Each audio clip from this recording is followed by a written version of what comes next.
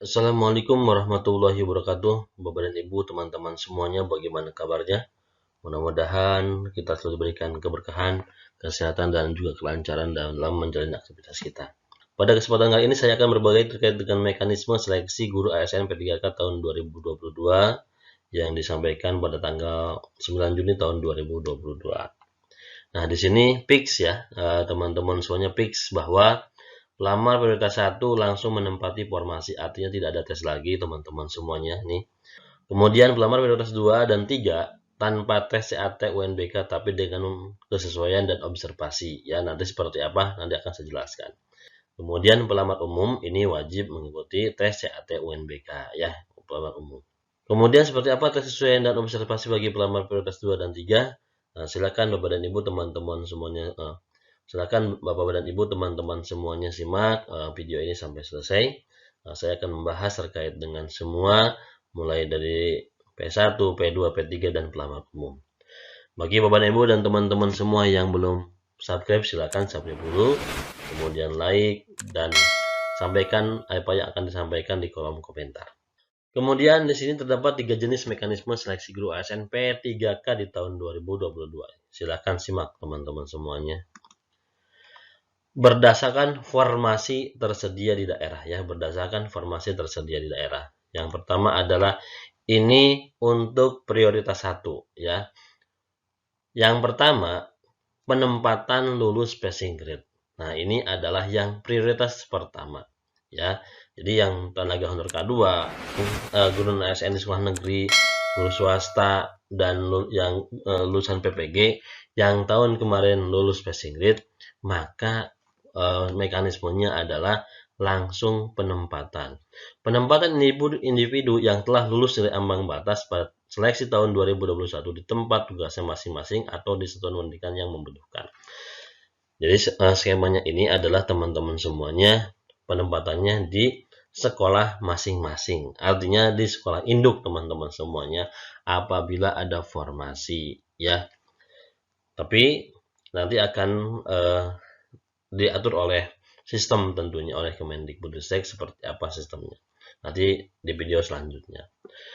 Kemudian setelah ini selesai nih teman-teman, jadi dikumpulkan dulu semua yang lulus passing grade dikumpulkan dulu, kemudian ditempatkan dulu teman-teman, ditempatkan dulu. Apabila misalkan di teman-teman sekolah teman-teman ada yang lulus passing grade-nya 2 dan formasinya atau kebutuhannya butuh 2, ya teman-teman akan masuk di situ. Kalau misalkan di sekolah teman-teman ada 1 tapi yang lulus PG-nya ada 2, nanti yang 1 sesuai dengan rankingan nanti, maka yang 1 akan masuk keranjang, kemudian nanti dicarikan sekolah yang membutuhkan formasi. Seperti itu teman-teman. Nanti akan saya bahas lebih lanjut lagi di video berikutnya. Kemudian jika masih tersedia formasi, maka akan dilakukan seleksi kesesuaian atau verifikasi, yaitu bagi peserta tenaga honor K2 dan guru honor negeri yang sudah mengabdi lebih dari 3 tahun.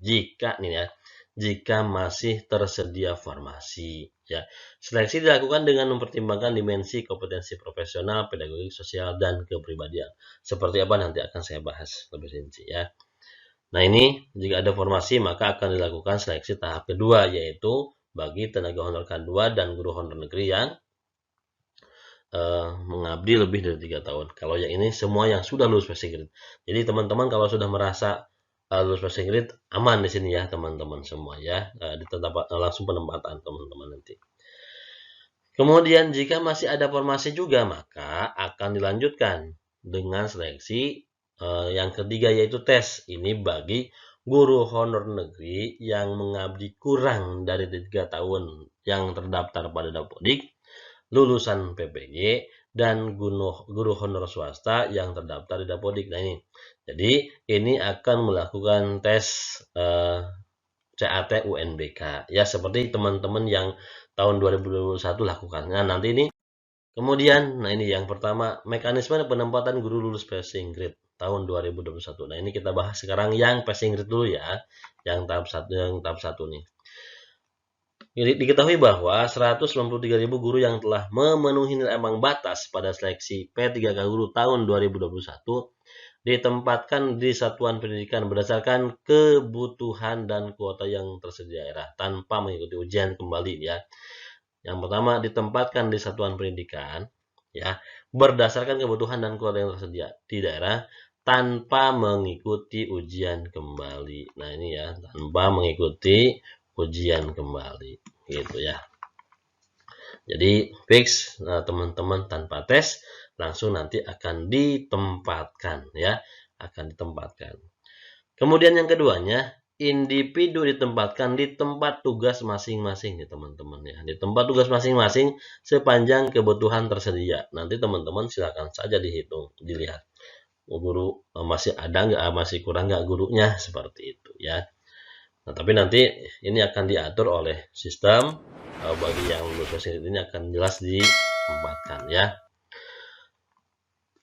Apabila tidak terdapat kebutuhan di tempat tugasnya, maka akan ditempatkan pada satuan pendidikan yang membutuhkan. Nah, teman-teman jangan khawatir, nanti sistem yang bermain di sini ya.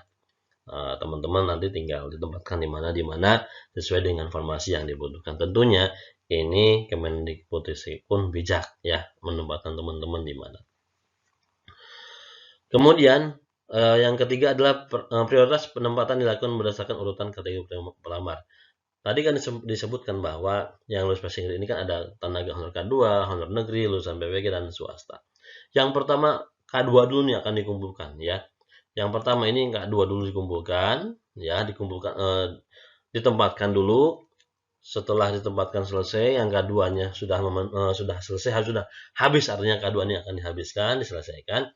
Kemudian dilanjutkan ke honor negeri, kemudian dilanjutkan ke lulusan PPG sampai ke honor swasta. Jadi urutannya seperti itu. Jadi K2 dulu, honor negeri dulu, lulusan PPG dulu, kemudian honor swasta dulu, yang lulus passing grade tentunya di tahun 2021. Itu ya. Jadi ini urutannya teman-teman. Kemudian apabila masing-masing di sini misalkan K2 ini banyak nih, kemudian ada juga yang sama nilainya. Nanti akan ditotal nih nilai antara tahap 1 tahap 2 di seleksi tahun 2021. Kalau misalkan masih sama, kemudian nanti dilihat juga nilai kompetensi teknisnya. Nah, ini teknisnya. Kemudian ke manajerial, wawancara, baru terakhir usia ya. Kalau misalkan teknis masih sama, kemudian manajerial sosial kultural masih sama, wawancara masih sama nilainya. Kemudian apabila masih sama juga nanti akan dilihat usia per hari ya. Misalkan ada yang K2 usianya 50 tahun 1 hari dengan yang 50 tahun kan sama tuh 50 tahun, hanya kan bedanya 1 hari. Maka yang 50 tahun 1 hari itu akan ditempatkan diprioritaskan gitu ya. Kalau nilainya masih sama ya, tadi disampaikan kalau nilainya masih sama. Kalau misalkan beda nilainya, itu kan bisa enak tinggal lihat, nanti tinggal perankingan seperti itu. Yang jelas nanti untuk penempatan ini K2 akan diselesaikan dulu yang lulus passing grade, kemudian baru honor negeri, lulusan PPG, honor swasta. Inilah urutan yang lulus passing grade seperti itu. Ya, jadi formasinya akan ditempatkan oleh sistem.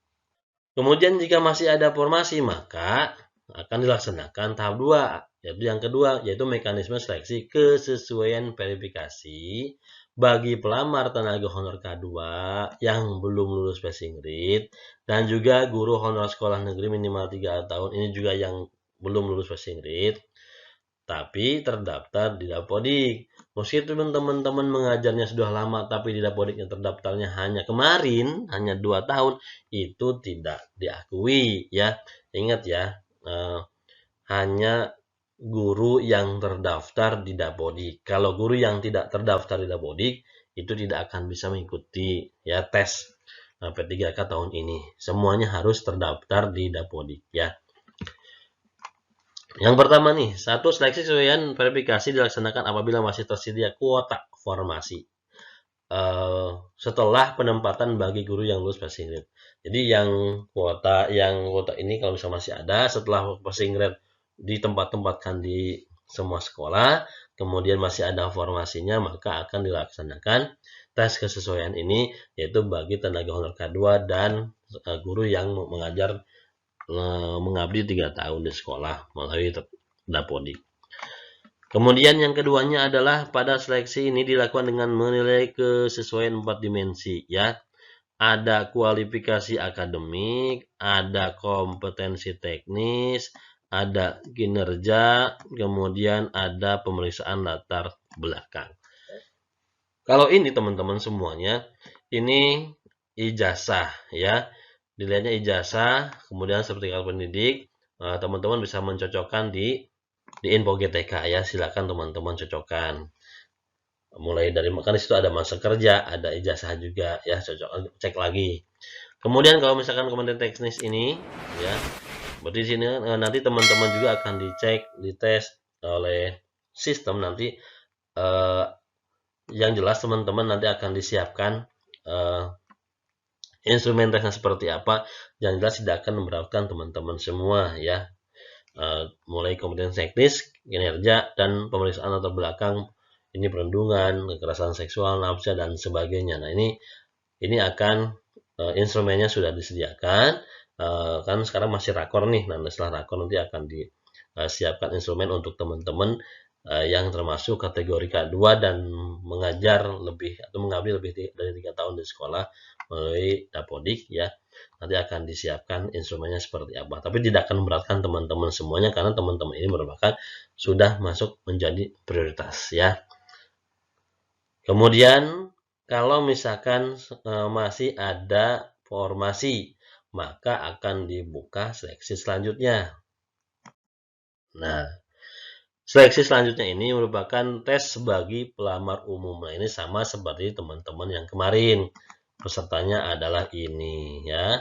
Nah, guru honoris luar negeri yang terdaftar di Dapodik tapi kurang dari 3 tahun, lulusan PPG, ini terdaftar di Kemendikbudristek, kemudian guru honorer swasta ya. Nah, ini adalah pesertanya. Kemudian seleksinya sama dengan teman-teman kemarin CAT UNBK, dan ini adalah yang akan diujikan yaitu kompetensi teknis. Soalnya sekitar 80 sampai 100, waktunya 120, bobotnya 60%. Manajerial ini 30 soalnya, 20 menit waktunya. Kemudian sosial kultural ini 20 soalnya dan waktunya 15 menit. Dan pertanyaan wawancara dijawab secara tertulis ya teman-teman semua, bukan ditanya seperti ini ngobrol langsung, bukan. Ini 10 soal, kemudian waktunya 10 menit. Dan ini bobotnya yang ketiga ini adalah 40% ya. Nah, ini adalah tes untuk teman-teman pelamar umum yang ini pesertanya.